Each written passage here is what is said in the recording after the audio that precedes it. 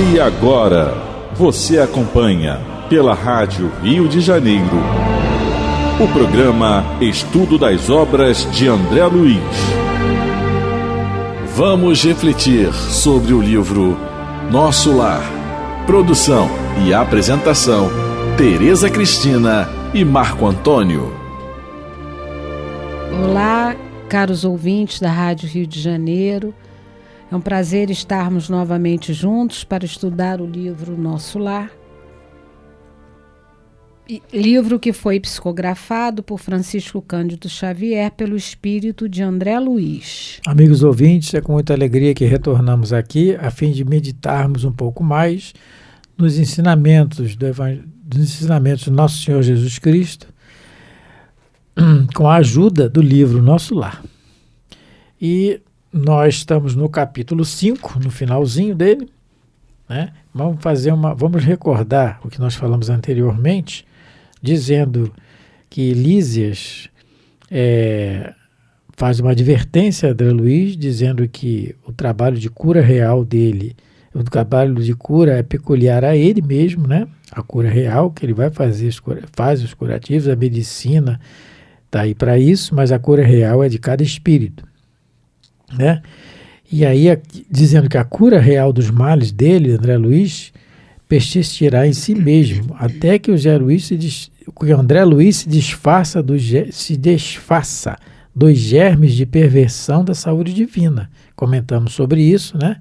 Sobre esses germes de perversão da saúde divina, e que nós agregamos ao nosso corpo, né?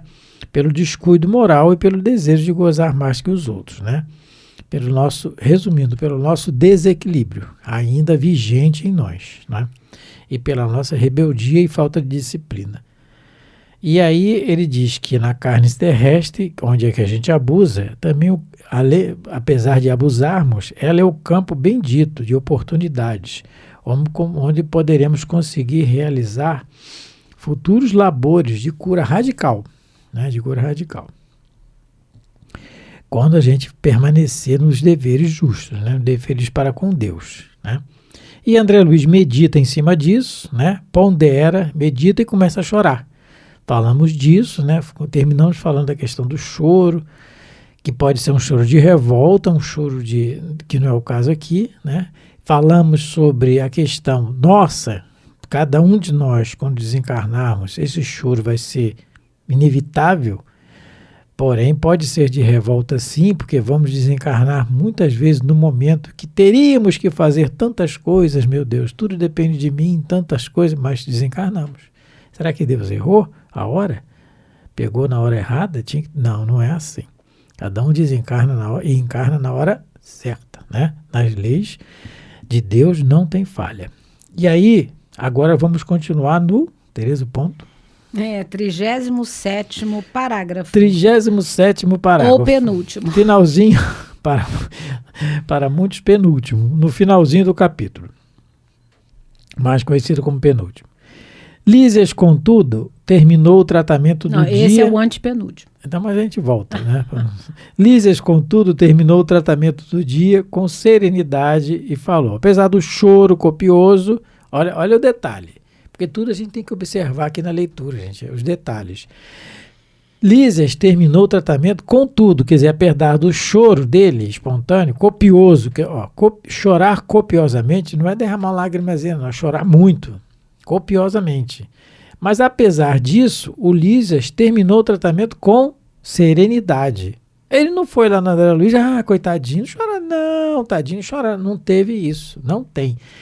Nós não vamos ver espíritos passando a mão na cabeça de ninguém, a não ser na hora, nós vamos ver em alguns livros, inclusive no livro Libertação, tem muito um caso assim, pessoas totalmente dementadas, totalmente desequilibradas mentalmente. Aí tem o passe, tem todo um carinho, mas é um carinho, não é um pieguismo, é diferente, é um carinho falando das lições, não é? E ele fala, então ele terminou com serenidade, terminou o tratamento, fez lá o que tinha que fazer com serenidade e falou. Olha o que ele fala. O outro está chorando copiosamente, aí vamos lá. Quando as lágrimas não se originam da revolta, constituem remédio depurador. Sempre. Sempre, não é? Sempre. Maria chorou aos pés da cruz. Então, choro é normal. Normal. É um remédio depurador. Quando não se origina da revolta. Eu estou revoltado, eu choro de raiva. Não tem aquele choro de raiva? É isso que ele está falando. Aí não é depurador. Aí é enfermo. É enfermiço. Aí bota a gente mais doente ainda. Não é? Mas quando não é, é um choro depurador. Depura, limpa. Não é? E ele fala, chore, meu amigo. Desabafe o coração. E abençoemos aquelas beneméritas organizações microscópicas que são as células de carne na Terra. Células, olha, beneméritas organizações microscópicas. No livro Libertação, no capítulo 1 do livro Libertação, o ministro Flacos, é o personagem aqui que faz uma palestra. Ministro de Nosso Lar. É um dos ministros de Nosso Lar. Num determinado trecho da palestra, ele diz o seguinte. Capítulo 1. Capítulo 1, Deixa eu ver aqui, peraí. Deixa eu ver aqui. Ah, tá aqui. O homem, expressando-nos coletivamente, sabemos hoje que o espírito humano lida com a razão há precisamente 40 mil anos. O que é isso?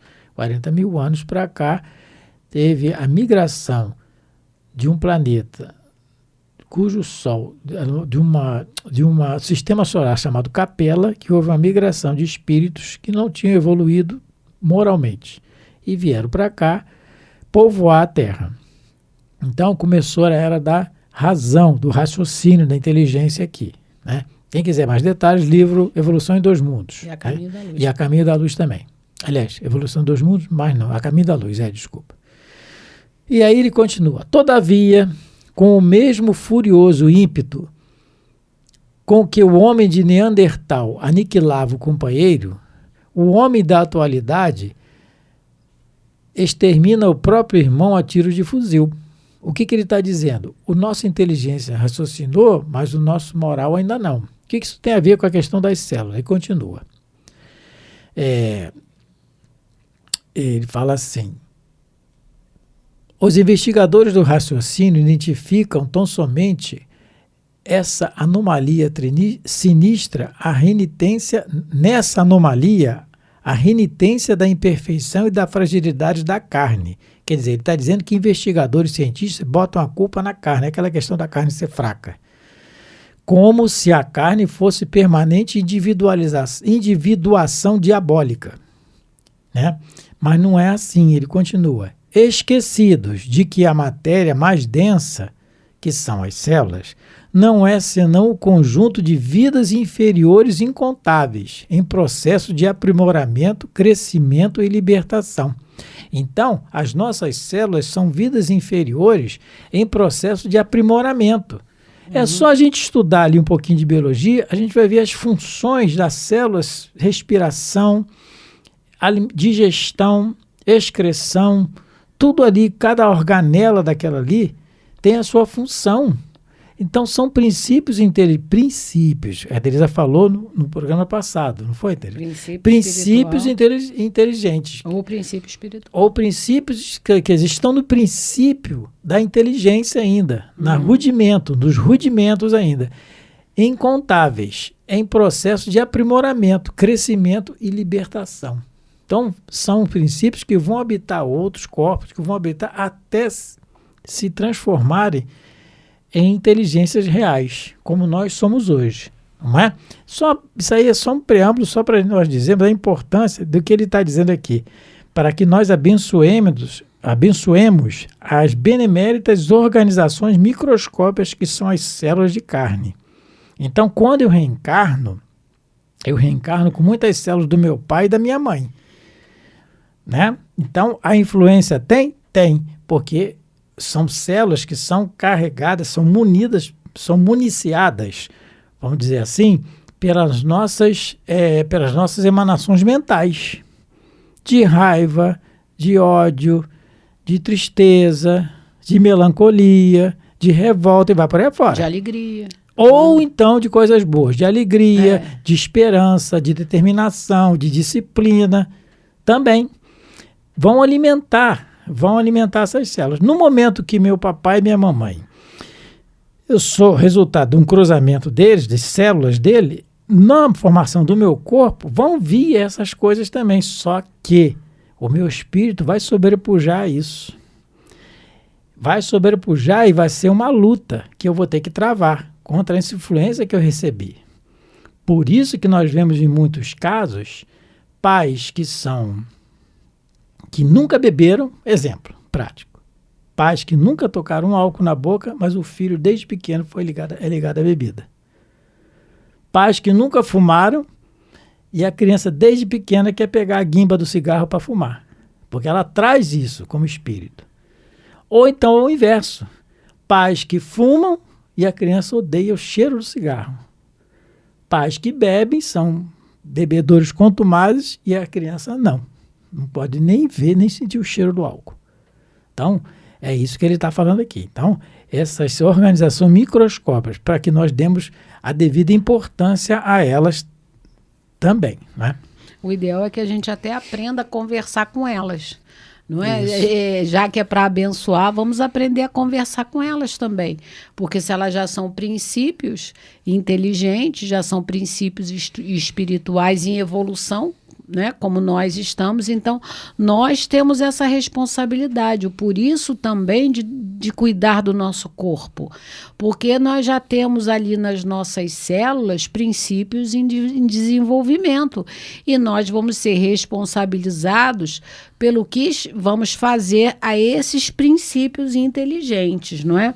Então, no Evangelho segundo o Espiritismo, a gente também pode ver que nele e no Evangelho de Nosso Senhor Jesus Cristo está o antídoto a todas as nossas enfermidades morais. Por isso, o hábito que nós devemos desenvolver de todos os dias, ler o Evangelho de Nosso Senhor Jesus Cristo, de fazer uma oração. E na leitura do Evangelho, na mensagem de Jesus, no caso, aqueles que usam a Bíblia, tem o Novo Testamento, que é a mensagem de Jesus, e nós que somos espíritas, o Evangelho segundo o Espiritismo, vai nos ajudar a tomar esse antídoto, que é a humildade, que é a paciência, resignação, obediência, disciplina, fraternidade, perdão. Então, o remédio a gente tem. A gente já sabe que nós, não é? A gente já pode ver, que a gente tem visto até hoje no estudo aqui que a gente tem feito. Somos almas enfermiças na Terra? Sim. Temos o remédio para isso? Sim. O remédio se chama o Evangelho de Nosso Senhor Jesus Cristo. E precisamos tomá-lo, porque aí, senão nós vamos ser igual aquele paciente que está doente, vai ao médico, o médico passa a receita, você pega a receita, guarda na gaveta achando que vai ficar bom, mas você não tomou o remédio. A mesma coisa é a doença da alma. A gente tem a mensagem de Jesus, mas a gente não bota em prática, não vai ficar curado, não tem como. Não é só, a gente já viu aqui que só o rótulo de cristão não quer dizer nada. Somos mais um, apenas. Mais um que resolveu vestir o uniforme de cristão, botar o título de cristão, mas do comportamento a gente está longe. Então, não é fácil para nós, com certeza, pelo menos para mim, não é. Eu me esforço bastante todos os dias para tentar, pelo menos, entender o que Jesus quer da gente, parar para meditar e para, num próximo passo, a gente colocar em prática. É o que a gente comenta, eu sempre gosto de comentar até essa imagem. A gente vai fazer um bolo que não conhece, nunca fez o bolo, a gente tem que pegar a receita. Como a gente ainda não é fraterno, não é amigo, não é ainda um espírito totalmente voltado para o bem, a gente precisa ler a receita. Das virtudes, né, Tereza? A receita das virtudes está no Evangelho de Jesus. Nós sabemos a receita dos vícios. A do vício, essa já está decorada, praticada em várias encarnações. Agora é a hora da virada, é a hora da mudança. Então, que a gente não se esqueça de usar o remédio para nossas almas enfermiças. E sabe o que os espíritos dizem? Qual é a maior virtude, a mais meritória de todas as virtudes, a maior das virtudes? Eles respondem a Kardec, no Livro dos Espíritos, que a maior das virtudes, a sublimidade delas é o sacrifício do interesse pessoal pelo bem do próximo. O doutor André Luiz, o que o Lísias diz para ele? Você queria sem gozar... pensamento oculto. Desculpa, eu não completei. Sem pensamento oculto. Sem esperar nada em troca. Nem um muito obrigado. E era o caso... Infelizmente, o doutor André Luiz, olha o que o Lísia disse para ele. Você agregou ao seu corpo sutil, pelo descuido moral e pelo desejo de gozar mais do que os outros. Então, ele se enfermou porque ele queria tudo para ele e nada para ninguém, e nada para as outras pessoas. É realmente você colocar o seu interesse pessoal acima de tudo e acima de todos. Vamos colocar na casa espírita, né? Oh, meu Deus, vamos lá. Fazer uma confissão. Como é que é? A gente fala confissão, né? Meia culpa? Meia culpa, é isso. Na nossa casa tem um trabalho de vestir dar um enxoval a uma criança. No Natal. No Natal. Não é esse não. O projeto Livre Alento. Dos bebês. É dos bebês, Estão reencarnando. É criança, bebê, E para as mães da comunidade. Com toda a dificuldade que a gente já conhece, aquelas dificuldades todas e tal. E chegou lá há pouco tempo uma pessoa que eu olhei e eu falei, dizendo que estava gestante, porque a notícia corre, né, dizendo que estava gestante. E Tereza nesse dia não estava. E nós estávamos lá, acho que você não estava nesse dia. O primeiro dia que ela chegou. Você não estava. Você sabe o que eu estou falando, né?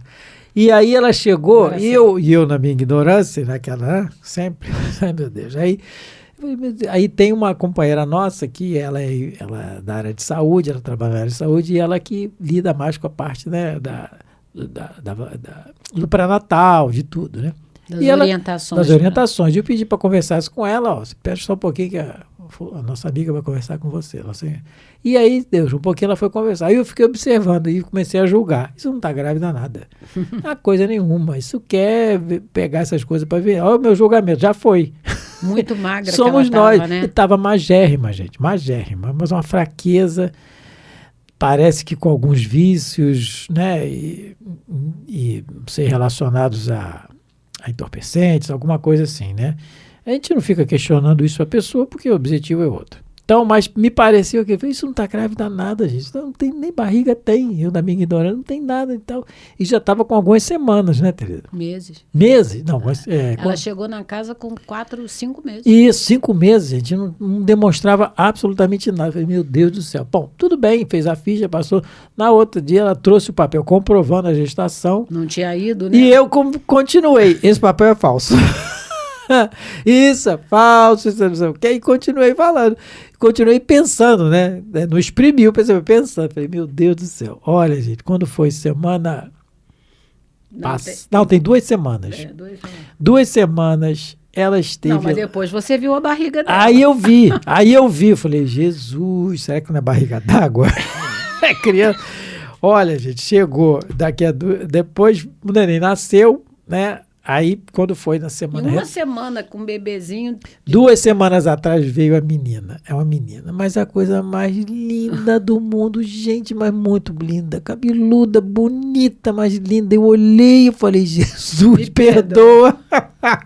Meu Deus do céu. Levou lá um enxoval, levou a banheira, levou tudo. E aí aquilo, meu Deus, já tinha gente já que não quer dar pra mim. Aí a mãe, de jeito nenhum, não é minha, hein? Não. E aquilo foi, meu Deus do céu, que julgamento que a gente faz. Então, é aquilo, né? Quando o Kardec coloca aqui no capítulo 12 da perfeição moral, a mais meritória de todas as virtudes está no sacrifício do interesse pessoal, quer dizer, sem pensamento oculto, sem julgamento, sem nada, né? Se nem o pensamento oculto a gente consegue ainda direito, quanto mais o restante. Mas vamos caminhando. O importante é não desistir, né? É chorar, mas chorar sem revolta. Então vamos lá. Então chore, meu amigo, desabafe o coração, aí? Isso. Desabafe o coração e abençoemos aquelas beneméritas. Lembrei. Organizações. Mas eu vou acabar de ler porque eu lembrei, peraí. E abençoemos aquelas beneméritas organizações microscópicas que são as células de carne na Terra, como nós falamos aqui, né? Tão humildes. São os princípios inteligentes. Tão humildes e tão preciosas, tão detestadas e tão sublimes, pelo espírito de serviço. Quando é que elas são detestadas, né? Quando o nosso comportamento atinge a elas nesse termo aí, detestado. Quando a gente tem ódio de alguém, revolta com alguém. Ou quando a gente acha que elas é que são a culpada ou do então nossas quando a gente acha que elas... enfermidades. E bota a culpa, porque é fácil botar a culpa na carne, mas o espírita não tem que pensar mais nisso, né? Essas ilusões, gente, a gente não tem que ter mais. Isso aí já é o feijão com arroz do aprendizado, né? A questão das virtudes, nós lemos agora, vamos atingir. Claro, estou falando de mim, né? Mas vamos atingir. Mas esse feijão com arroz, as ilusões, botar a culpa em carne... Botar a culpa em Deus? Em Deus, botar a culpa no guia, botar a culpa... Não, a culpa é sempre nossa. O Raul tem uma história que ele conta, um aprendizado que ele conta, que ele, quando começou as palestras, todo mundo elogiava e alguns criticavam. E ele está preocupado com aquilo, né? E o Camilo, o guia dele, falou assim, meu filho, quando te elogiarem, você passa um DOC, aquele que faz no banco, para Jesus. Pensa em Jesus que elogia dele. Agora, quando te criticarem, você mata no peito que é seu mesmo. Então, terminando aqui. Sem elas, olha a importância que ele está dando, que nos oferecem templo à retificação, porque o corpo é formado delas, é o nosso templo de retificação. Quantos milênios gastaríamos na ignorância? É a importância e a oportunidade que temos de estar no corpo encarnados. Então, abreviando às vezes até milênios de sofrimento de acordo com o nosso comportamento aqui. É isso que ele está dizendo. Entre linhas é isso. Elas são o nosso templo. É o conjunto desses trilhões de células, desses trilhões de princípios inteligentes nessa máquina maravilhosa que é o nosso corpo. Quanto tempo a gente gastaria ainda para retificação? Mas a gente só vai evoluir no corpo, né? Que nós já falamos. Assim falando, afagou-me carinhosamente a fronte abatida e despediu-se com ósculo de amor. Olha, terminando esse capítulo, olha só como ele termina. Afagou carinhosamente a fronte e deu um beijo nele. Isso vai render reclamação no próximo capítulo. Porque ele vai começar a laborear. Vamos ver depois. Sim, capítulo 6. E a gente vê o quanto nós estamos pervertidos nos nossos julgamentos. Como o Marco falou do julgamento que ele fez da moça que chegou lá na nossa casa pedindo enxoval para o bebê. A gente visse um enfermeiro beijando um paciente, a gente já ia usar da nossa malícia. Exatamente. Porque nós somos assim, a gente viciou tanto os nossos ouvidos, os nossos olhos e a nossa boca. Infelizmente, a gente não levou. Por isso que o Emmanuel diz que a gente tem que levar o evangelho ao nosso ouvido, ao nosso olho e à nossa boca. Aprender a não julgar, aprender, né, a ver as coisas não pelo lado da malícia, mas pelo lado da fraternidade. A gente se perdeu nas nossas encarnações, vivemos num mundo excessivamente malicioso. Tudo que a gente vê, e eu me coloco também, claro, muitas das vezes me pego fazendo isso erroneamente. A gente viciou os nossos centros visuais, auditivos e nosso centro da fala, a gente perverteu eles. Então, que Deus possa nos abençoar. Vamos terminar aqui hoje o nosso estudo e voltaremos com a permissão de Deus. Um abraço a todos. Que Jesus continue nos abençoando e um abraço a todos. A Rádio Rio de Janeiro apresentou o programa Estudo das Obras de André Luiz. Produção e apresentação, Tereza Cristina e Marco Antônio.